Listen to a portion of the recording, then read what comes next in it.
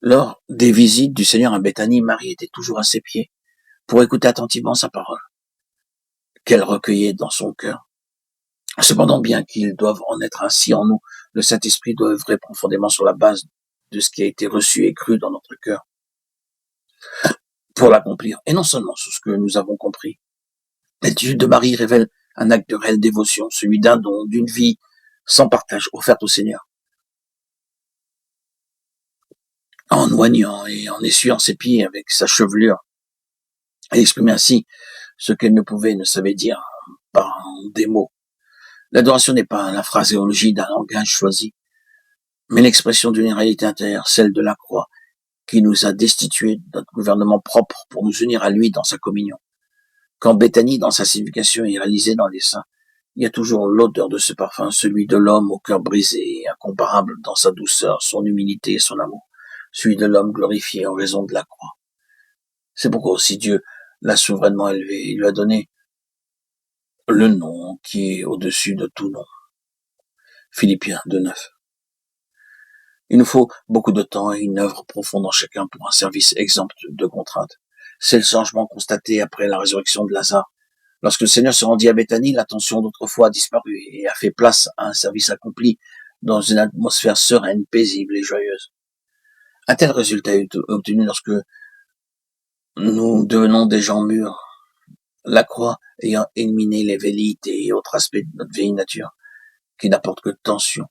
Pour qu'une assemblée soit dans la ligne de Béthanie, Christ doit être la tête effective et la croix régir la vie de chaque membre.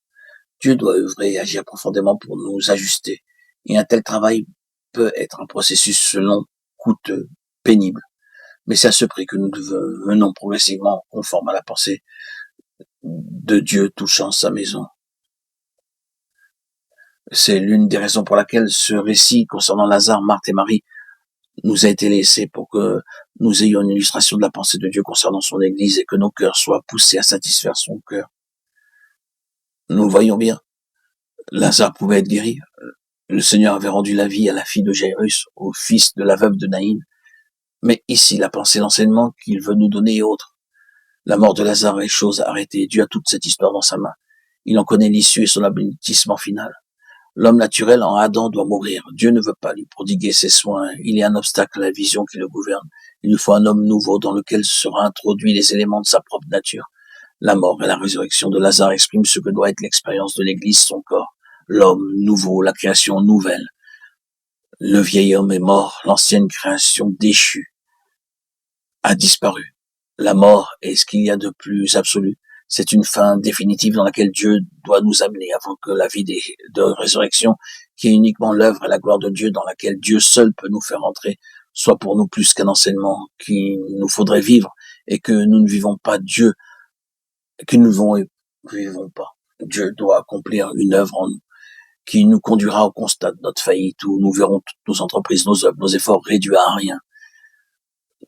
Alors cessera notre lutte jusqu'à ce qu'il nous brise et que, comme Jacob au Jabbok, nous portions pour toujours les marques de cette longue nuit où aucun espoir n'était entrevu. La vie et la puissance de cette vie doivent animer les membres de son corps.